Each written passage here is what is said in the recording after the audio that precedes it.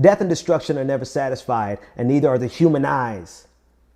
Neither are the human eyes. Yo, we are not ever satisfied. I'm telling too much of my business. Where was I? I transferred from Bethune-Cookman in Daytona Beach, Florida, down to Florida Atlantic in Boca Raton. Shout out to anybody from those cities. And going from a regular college like Bethune-Cookman, where everyone lives on campus, to a transit, what's the word? Not a transient, a commuter college, basically where nobody lives on campus, a small percentage, but everybody came to school every day, all day. And honestly, like the sisters, the women were just like, boom, like on campus, people would come they roll out of bed, barely brush their teeth. They got a hat on and they just come. But no, when you are traveling back and forth to school, it is, you put on your best foot. And my first year down there, it was just beauty after beauty, beauty after beauty, like just gorgeous, looking like they're going to the club, looking just like just amazing all day long, just surrounded by nothing but beautiful women nonstop. I mean, hell, even the guys were beautiful. I'm like, look at these dudes. Everybody's dressed in all the best that they could possibly have. Everybody had a six pack. Everything. It was just gorgeous, beautiful women all day long. And after a while, I remember the distinct feeling of this. I am fatigued at looking at all of this beauty. At some point, you have to be able to sit in the midst of all that beauty and just be like, cool, it exists, but I don't have to chase it. I don't have to have it. I don't have to I don't have to go after, because I wasn't catching every one of them, obviously, right? You know what I mean? But, we made the effort. But you get tired. At some point, it's got to be, and I remember it distinctly as it happened yesterday. You just have to make up your mind that what you have is enough, because if you don't consciously make up your mind, you will always be chasing after more. And this is how they perpetuate this system on us. I don't tell you these stories just to kind of be self-aggrandizing. I do a little bit, but it's just part of the routine. But I really tell you to make a bigger point. And here's the bigger point.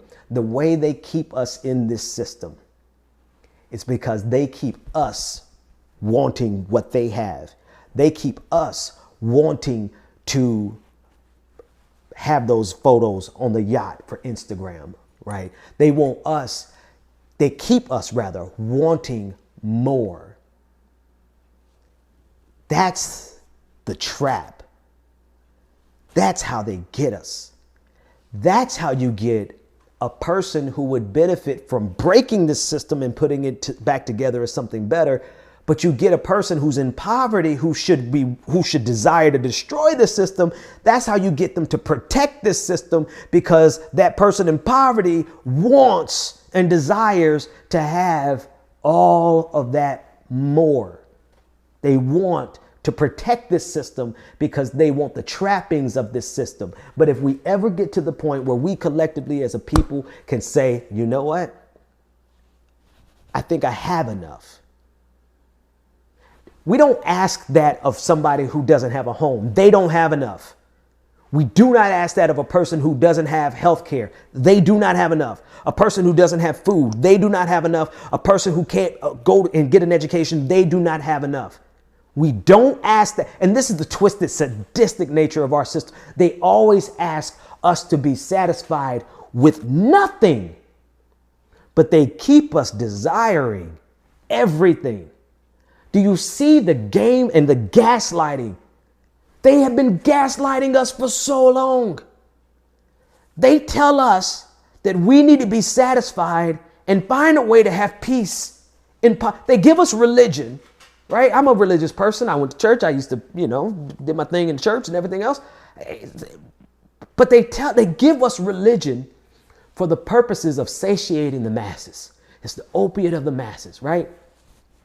And it's there to shift our direction from the material conditions that are not met in a society where we make enough wealth to ensure that it is met for everybody. And I hope I'm not moving too fast. I hope you got what I just said. They give us religion to make us pacified and satiated with not having enough.